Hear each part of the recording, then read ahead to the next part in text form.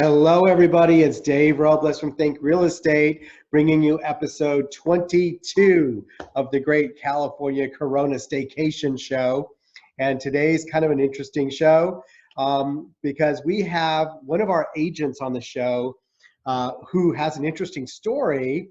Valerie from our team. Hi, Valerie. So Hey. Valerie is in Peru, and she's going to kind of give us a little bit of her story of what's that been like in this whole worldwide pandemic situation. Valerie, welcome to the show. How are you, girl? We miss you.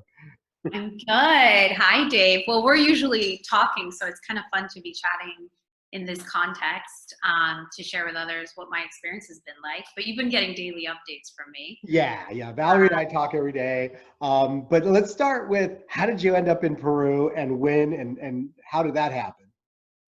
Yeah, definitely. So I'm half Peruvian, and so I actually came to run like an errand. Like I had to figure out some of my legal paperwork when it comes to my citizenship, and I thought I could get it done in 1 week. So I was scheduled to be here for 1 week and head back on March 19th. And when I was here, I did, my usual thing, saw friends, etc. It's summer here, so even went to the beach. And on Sunday, so about 4 or 5 days of my visit here, they announced a really, really strict quarantine that was going to go into effect within 24 hours. And the main thing that impacted me was that they closed the borders. And initially, it wasn't clear if that was not being able to leave the country. Like that was a very hard idea to wrap my mind around. Right. I was like, okay, makes sense. They're not going to let flights from Europe come in because that's how the first case appeared. It was from a flight from Spain. But within 24 hours, they closed the borders. I tried frantically to one, go to the government office to pick my paperwork, and it was already closed. It was on a Monday. And to get a flight, but flights were like $6,000, and then all the other flights were like going through a million airports. And I thought that the US was going to have really drastic measures at that time. So I was like, I don't want to be going through Miami, through Vegas, et cetera, to go to LA. What if I get stuck there? So, the quarantine initially was due to end March 31st. Yeah. They extended it to this Sunday, and now it just got extended to April 26th. Well, what's interesting too is here in California, the lockdown was kind of a slow drip. They started with no large groups and they closed down certain venues, and it was kind of, and as the days would go, I'm thinking it's getting more strict, and eventually led to the stay-at-home order. But with you guys, it was like, bam, everything's closed tomorrow. It was shocking. It was very drastic. And it was on a Monday, and the California lockdown, I remember, was on that Friday. But I remember from that Monday to Friday, as we connected over business stuff or whatnot, and I told you everything had been shut down here, I felt like the response in the States was just so slow because my reality here was so strict and drastic. I was like, what are they doing? They held the primary elections that in a few states. I think in Florida, I was like, they're holding elections. So it felt like a complete different reality. So, but okay, you're in Peru. It's the end of summer almost down there, and you're in quarantine. So it's like what? The first week you just get to go hang out at the beach, right? No, I wish. I wish. And the weather has been really nice. It's now starting to change to go into winter because there's not really 4 seasons, it's just summer and winter. But no, it's been so strict. I mean, some of the rules that they have in place are, for example, you can't go out on a private vehicle. So no cars on the road. No. Wow. You can catch a cab if you need to, or Uber. When you get in the app, I don't know how it's in the States, but it says, are you sure you need to travel? Like travel should be necessary. And then if you still pick an Uber, it's called Uber SOS. It's limited, but it's worked because I've used it once. Otherwise, I've gone on foot. And thankfully, Lima, where I am, is pretty dense, so people can go on foot. But that's been a very strict measure. And then they also have a curfew. So after 4 p.m., no one can be out on the streets. It started 8 p.m. to 6 a.m. And they extended it to initially 6 p.m. So all businesses started closing at 4 p.m. And now they're going to, continue rearranging the times just to limit the hours of circulation. Wow. So and I understand in that first week, there were actual arrests made from people who were breaking curfew. Like There's how many? still there's still a lot of arrests going on, and there was one video that went viral because a man was arrested for walking his dog, and you're allowed to walk your dog, but it went viral Yeah. basically because the cops got a little bit like too excited in that scenario, like they abused like their power there, but it's crazy stuff like that's been happening. I mean, I read like 11,000 people were arrested. Oh, that was the first week and a half. Now Yeah. it's like over 30,000, I think. Last time I checked, it was in the 20,000s. Yeah. Wow, they ain't But they're messing being around. given, they're being given an order and then sent home. So it's not like they're crowding like jails or whatnot. Is Okay, my well that's good because that would be kind of counterproductive. I know. I agree.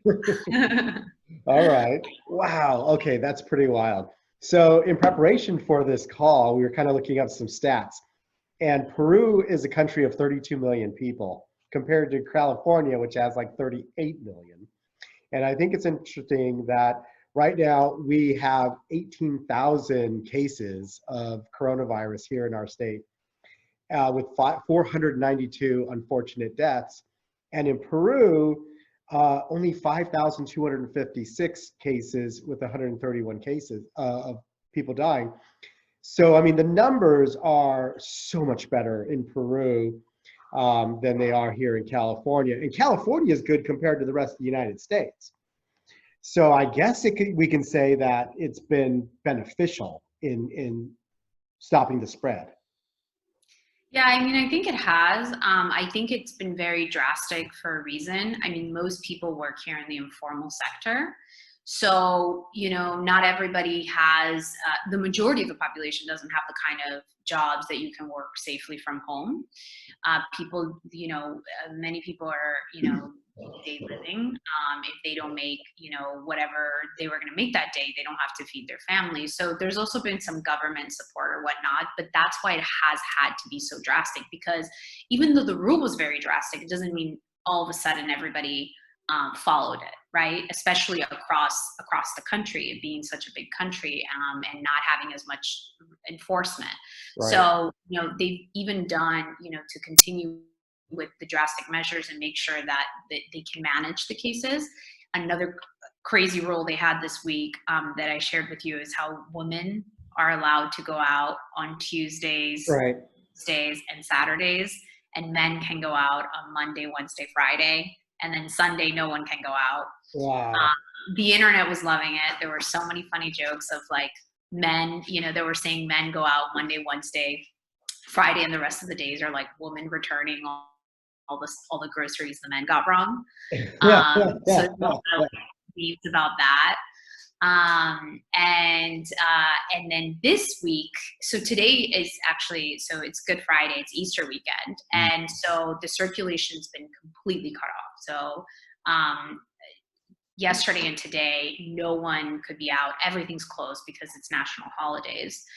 So, the last few days, you should have only been out if you had a medical emergency. No grocery stores were open or anything. So they're doing as much as they can to have people understand you have to stay home. And the woman and men rule, when I've told my friends and colleagues back in the States, they're just like, what? That's insane. Right. Like we would never be okay with that. But it makes sense when you start unpacking it, because most of the population, unfortunately, doesn't have a high level of education. And also when it comes to reinforcing, usually they would have picked like a license plate, but because no private vehicles can circulate, this is an easier way to enforce. They could have done government IDs, but they don't have enough people to be checking those. So it's a very easy way to kind of, see that there's less circulation or whatnot. Right. Yeah. So what about like grocery stores and shopping, and is there a limit on supplies? I mean, like you can't get toilet paper anywhere here, and of course there's a lot less just on the shelves. Is that the same there? That's crazy. So every place I've been to, it's been really well stocked. Really? Oh yeah, everything's been really well stocked. It was a little bit less when we went shopping right when they made that announcement of going into quarantine, because as you can imagine, people were scared. What, we're going to quarantine, and so people kind of overdid it. I think the same thing happened in the States. People bought a lot of stuff when they anticipated that they wouldn't be able to go out, but besides that, it's been super well stocked. There are lines to go in, so they're limiting how many people go into grocery stores. They also check your temperature before you go into a grocery store. Yeah. I know California just, recently instituted the mask rule. That's been present here for a while now. So everybody's wearing masks, and people keeping their distance, and they're checking your temperature. And honestly, I mean, the areas that I've been and what I've seen, it's been good. But I do know in more like populous places where instead of a grocery store, it's an open market. It's still busy. So like I said, I mean, that's the challenge, like the informal sectors, right? The fact that the reality is that Peru, so many people live in poverty, and there's places where people don't have access to water, and that's a big deal to think about. We don't talk a lot about that, but we're like, wash your hands. We're like, well, the vast majority of the world's population don't have access to clean water. Yeah. Wow, that's wild. So you've been down there now a few weeks. It's going to be several more before you're coming back. I mean, and you've done business. I mean, you're a busy realtor, and you put a couple of things in escrow while you're away. I know it's been wild. I'm super grateful. But the first week of, I think it was the first week of quarantine, or the start of, or the end of March, we opened a couple escrows for one for a seller selling a condo, and then another one for a couple buyers, a home in Sherman Oaks. And that was really great. I also had some other deals that, because of coronavirus, they had to back out.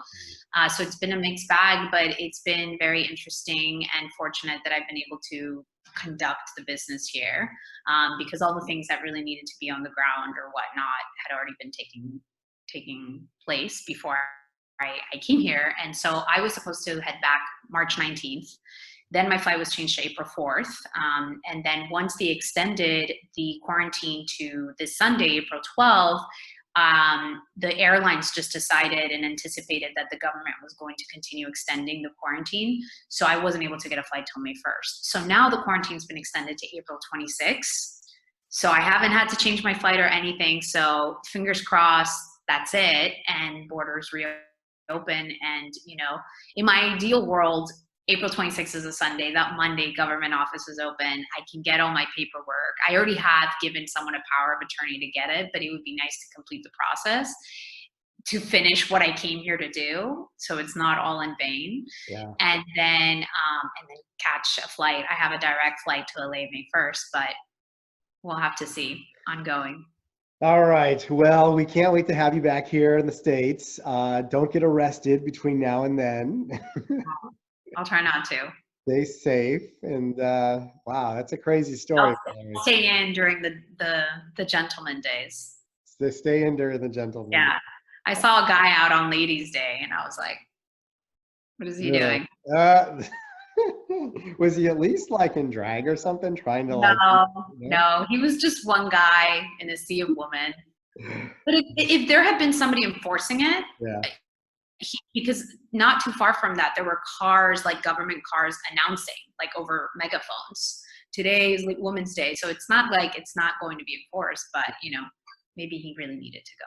Maybe I needed to go, Yeah. All right. Well, that's a crazy story. Anything else you'd like to share with everybody while you're here? No, I think just, that it's been a really interesting experience. There's been a lot of Americans that have been, stranded in the US, and they're prioritizing people with medical conditions and seniors. I'm here with my parents, and they actually were offered a flight just yesterday from the embassy. They decided to stay back because they actually feel safer here at this moment. They live in Atlanta, and cases are still going up. And obviously, if they travel, they would expose themselves. But it's been really interesting to be in a situation, like an emergency situation outside of your home, and seeing how the government handles it. So for the first week and a half, there was no communication. The embassy was shut down, et cetera. And then they started getting a bit more organized. But for example, I've been on the list for almost a month and I'm not being prioritized because I don't have medical conditions and I'm assuming my age. But there's still a lot of people, not just Americans, but people from everywhere that are trying to get back home. Right. Well, I wish them all luck and stay safe, and we'll see you soon, right? Yes, thank you. All right. Bye, Valerie. Bye.